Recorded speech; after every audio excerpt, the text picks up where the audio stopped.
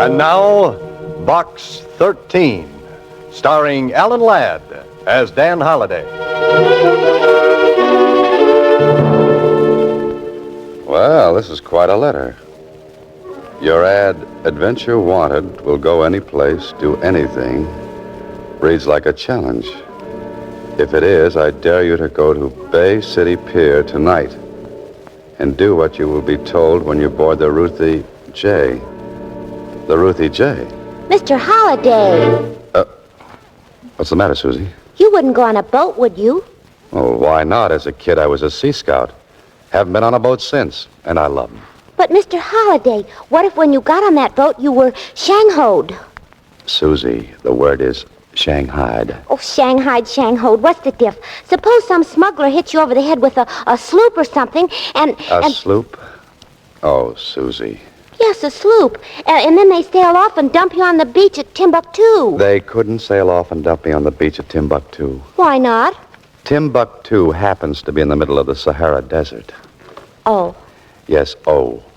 And please tie an anchor to that imagination of yours. Okay, Mr. Holliday. But if you wind up on the other side of the world, please don't write me a letter about your voyage. No? No. Just reading about the ocean makes me seasick.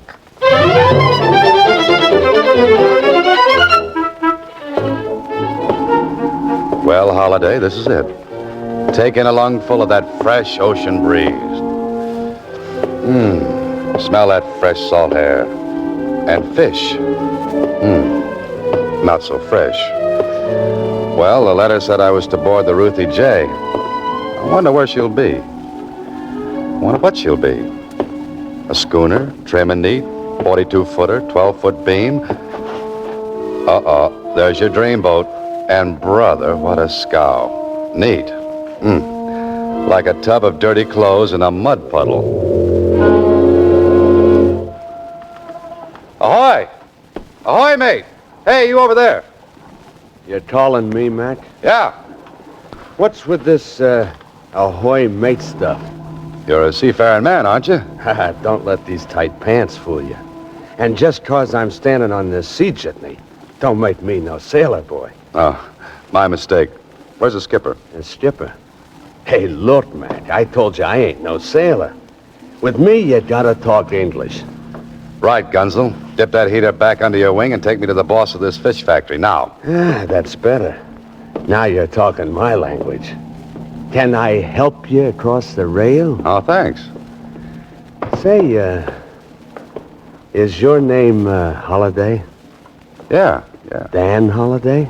Now, how'd you guess? Pleased to meet you. Sweet dreams, Holliday. I hope you enjoy the boat ride.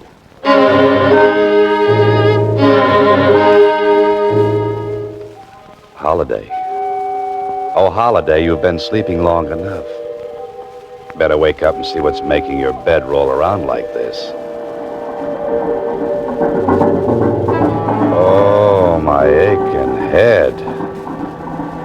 Hey, what is this? Don't look now, Holliday, but Susie was right. You've been shanghaied. You're out at sea.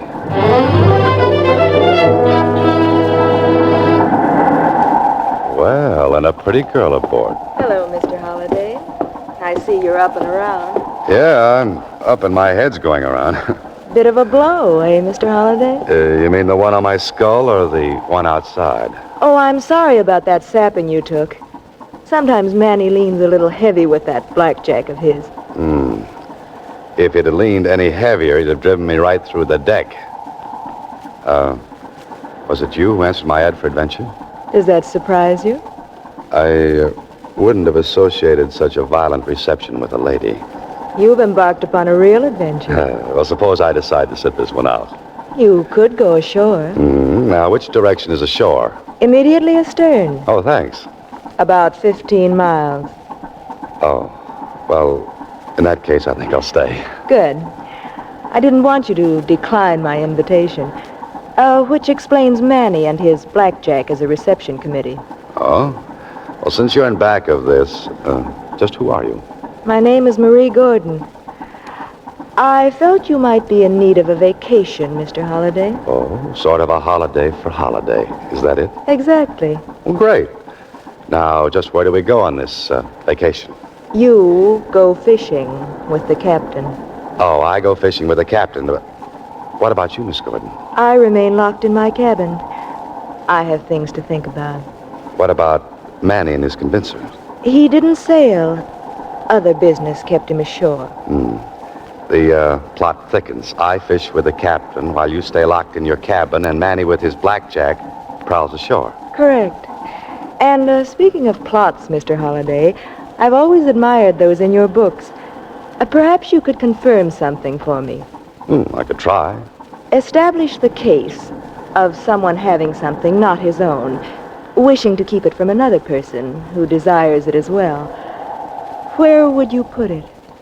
Well, in the place you'd least expect to find it, of course. Of course, Mr. Holliday. Good night. Good night, Miss Gordon. Remember, the fish bite early. I know, especially the suckers. There's a strong odor aboard this ship, and it isn't just fish. But there's nothing you can do tonight, Holiday, so you might as well get some sleep. Oh, a sailor's life is the very best life. So it's a sailor's life for me. A sailor's morning. life for... You're the captain? Yep. Morning, sir. Come through last night's squall okay? Yeah, except for this bump on my noggin. Rolled against tension, eh? 'Twere a bit rough. Rough is right. Oh, I understand you and I are going to do some fishing. Aye, sir. These grounds is good for swordfish. Might even catch us a marlin. Just where are we, Captain? Them islands way off there is the Catalinas. Plenty of albacore here, too. Doesn't Miss Gordon like to fish? Don't know, sir. This is the first time she's hired me in the Ruthie J. Then this isn't Miss Gordon's boat. Nope. She's mine. We're just chartered for this trip. How long are we provisioned for? 4 or 5 days. Could put in at Avalon if you want to stay out longer.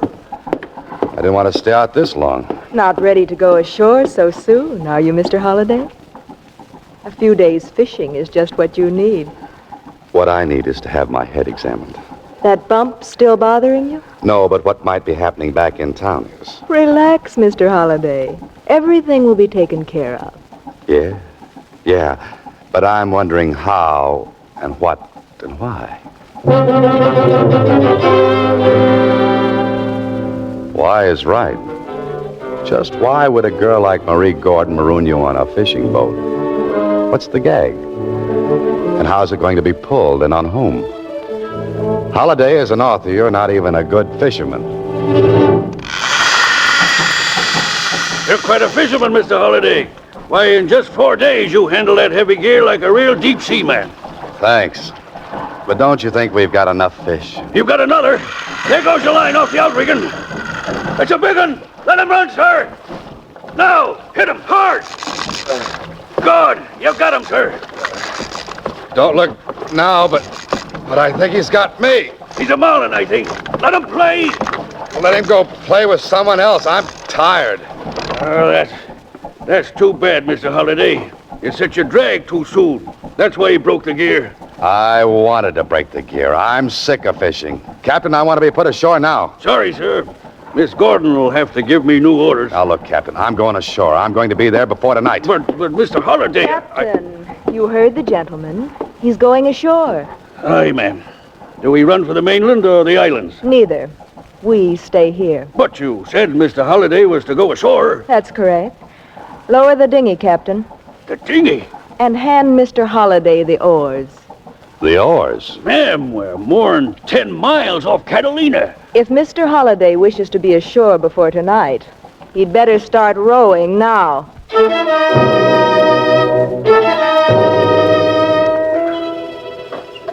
Oh, you beautiful box 13. If it hadn't have been for you, I wouldn't be out in the middle of the Pacific Ocean in a rowboat. Better rest on your oars a minute, Holiday.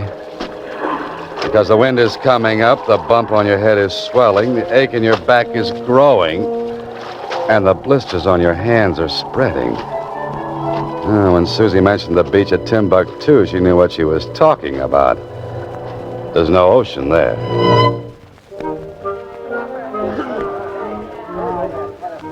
Hey, Spaulding.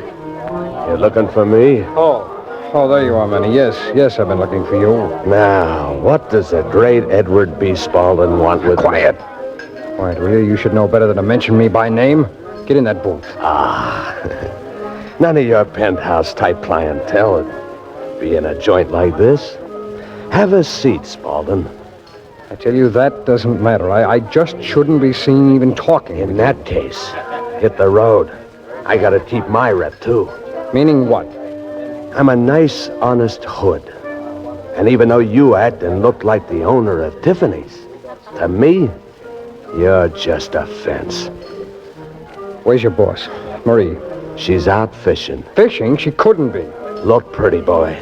If her and this Holiday want to do on a fishing trip, it's their business, see? It's my business to get what I've paid for. The last shipment's overdue. Now, where is it? You're sounding kind of tough for you. With the amount of money this deal involves, I can get tougher. Well, I don't know from nothing. You gotta talk to her. If Marie's trying to pull something... Hey, wait a minute. You mentioned a Holiday. That wouldn't be Dan Holiday. Did I say, Holiday? Thought I said, Holohan. Or was it Halloween? All right, Manny, be a comedian. But tell your boss if she doesn't produce that merchandise by tomorrow, there'll be trouble. Ha. If I told her, she might die of fright. If she doesn't come through, somebody is going to die. And it won't be from fright.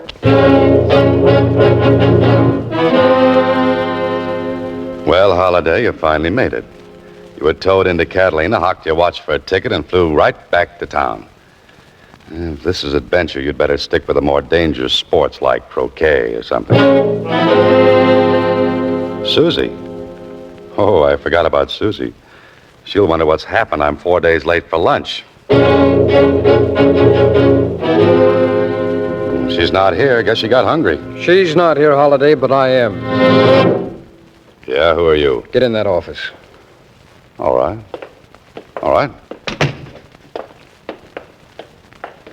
All right, now what's this all about? I want to know where you've been for 4 days. I don't think I've had the pleasure. It may not prove to be a pleasure if what I suspect is true. Now, where's Marie Gordon? Marie Gordon? From your expression of surprise, I gather you know what I'm talking about. Did you catch any fish, or was it larger game you were after? Not knowing who you are, I'm at a disadvantage. Disadvantage is even greater now. Now, do you talk, or do I shoot? Oh, do I have a choice? No. In that case, I'll talk.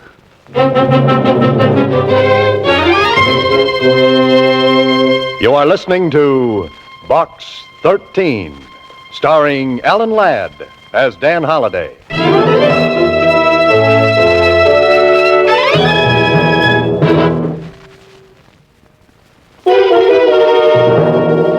And now back to Box 13, starring Alan Ladd as Dan Holiday.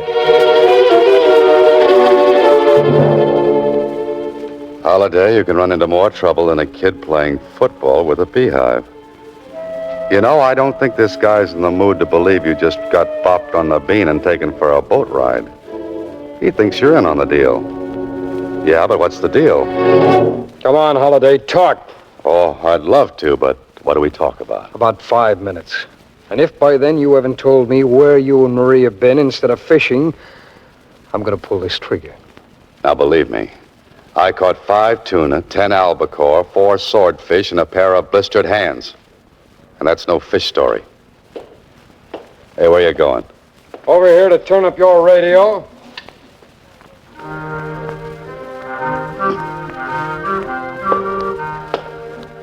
You see, I'm very considerate of others. This is a very big gun. Makes a very big noise. I don't want to disturb the neighbors when it goes off. Okay, mister, whatever your name is. I'm going to tell you exactly what happened. And if you don't believe me, you can start shooting. You sound very brave, Holiday. And I act very dumb. Now, I know it was stupid of me to accept a blind invitation to visit a boat named the Ruthie J.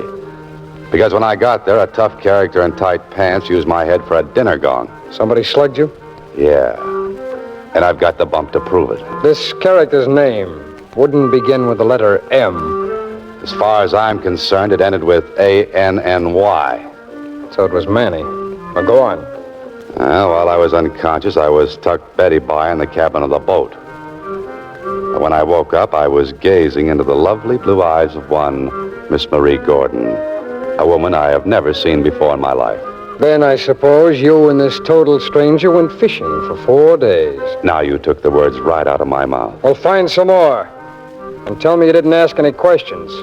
That you were just brought back home with salt spray in your hair, a beautiful tan, and nothing else. I asked plenty of questions, to which I got plenty of no answers.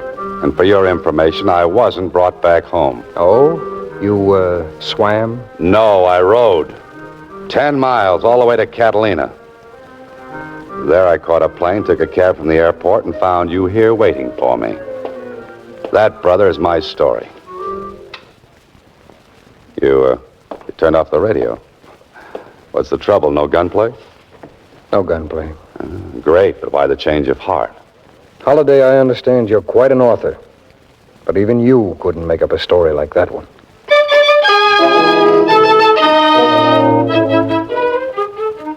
So, Holiday got rid of the mysterious man with a gun. Hey, but what about Susie? She's not here. She's not at home. The Star Times. They'll know what happened to her. Well, if it isn't Dan Holiday. Have a nice vacation? Oh, wonderful, Jonesy. Hey, have you seen Susie? Not since the other morning. She came in with a wire telling her to take a few days vacation. Hey, who told her to take a vacation? Well, you did, of course. Don't you remember? Jonesy, sometimes my left hand just doesn't know what my right hand is writing. Where'd she go? She didn't say. She came in with a man wearing tight pants. She looked for the mail. There wasn't any, and they went away. Man with the tight pants. Manny, I'll see you later. No, wait. All this mail came while you've been gone. And a box, too. Here. A box? What could this be? Maybe candy. Oh, nobody loves me that much. Wait. What? You hear something tick in that box right now? Tick. You think it's... I think you better get that thing out of here. Oh, but Jonesy, Take it to police headquarters. Get it out of the building fast. It might blow up any minute. You've ridden in many a taxi cab, Holiday, but this is the first one you've taken with a maniac in the driver's seat and a bomb in the back. Inspector Blake. That's my man. You say this thing ticked? Yeah, it sounds like a clock in there. Come on, hurry. Where are we going? Got a bomb shelter down the basement. Oh, that's great, but why take the bomb with us? We're going to open that box. That's all I need. Been soaking for 30 minutes. We're safe now. Whew. Thanks, Inspector. Say, do you mind shoving my heart back into place for me? Now, there's nothing to worry about, my boy. We'll open up this beauty and see what we've got. Holy smoke. These are jewels, Holiday. Now, what made you think this was a time bomb? I have an aversion to anything that ticks. And I have an aversion, too, to people like you come in here talking about time bombs when all they've heard are some loose jewels clicking together. Well, I'm sorry, Inspector. Well, I think I'll beat it. Just let me wrap up those stones. Oh, no, you don't. No, you don't. Those jewels stay here until you can prove ownership. Now, where'd you get them? To whom do they belong? Give me about 30 minutes, Inspector, and I think I'll be able to answer you. So that's what it was, Holiday. A stunt to smuggle jewels. Into box 13, no less. That Marie Gordon, she's a clever, clever girl. No wonder the mysterious character at the office was waving that gun at me. Oh, think of what would have happened if I'd tried to lie to him. Come on, Holiday, you've got places to go and some people to meet. I was sure worried about you rowing all that way, Mr. Holliday? Oh, that's okay, Captain. Hey, what I came here for was to locate Miss Gordon. Do you know where I can find her? She's a popular woman. 2 other men come a-looking for her. 2 men? Yep. One was a smooth-looking sort of fella. The other was a tough. With tight pants? That you mention it, yes. He was here when we docked. What happened? Did you hear the conversation? Only that the tough one was to go right quick to a place called Rambler's Inn and wait. Then the other man arrived. Yep. He seemed sore about something. They got in a car together and drove off. That's the last I seen of him. Captain, you're terrific. When my blistered hands heal up, you and I are going back after the Marlin that got away.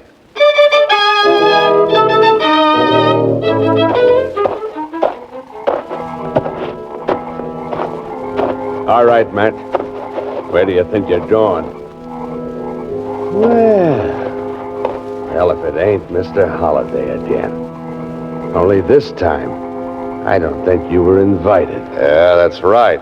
And this time you're the one who's going Betty by. Pleasant dreams, Manny. Here. Just in case you get restless in your sleep, let me tie you in bed with this baling wire. I didn't have time to ask you in which cabin there were, Manny. But those angry voices I hear down the line, I don't think they would be coming from honeymooners. Marie, for the last time, where are those jewels? Don't threaten me, Spaulding. Manny's right outside. One call from me and he'd be all over you like a rug. I gave you the money to pay off the smugglers. I want the jewels. At first, the boys didn't want to turn over the stuff. When they finally did, I thought they might try to get it back. So you went off on a fishing trip with a man named Holliday. Why? Certainly. And for a good reason. Holliday has the jewelry. What? How did he get into this? You know about his ad in the Star Times? What about it? And I thought we might have trouble with the boys. I had to think of a place to put it where they wouldn't expect to find it. So? I sent it to Box 13. Where are you going? To pay another visit to Dan Holliday. Don't bother. What? I'm here. Holliday! Manny! Manny! I'm afraid Manny won't hear you. What? He's taking his nap. And you look sleepy, too. Say, Manny's blackjack works fine. Your friend Spaulding is sleeping like an infant. Now, What? Now, what's this about my having that smuggled jewelry? You, could share in it with me. You're very generous. I can afford to be. Duty-free, and with Spaulding's wealthy clients. Oh, you decided to cut Spaulding in after all. Why should I? What do you mean? I'd rather cut you in, Mr. Holliday. No, thanks. I'm not interested. But that's foolish. Think of all that money. I am, but I'm also thinking of a great tag for the yarn I'm going to write. But what will that get you? Royalties, lady. Royalties.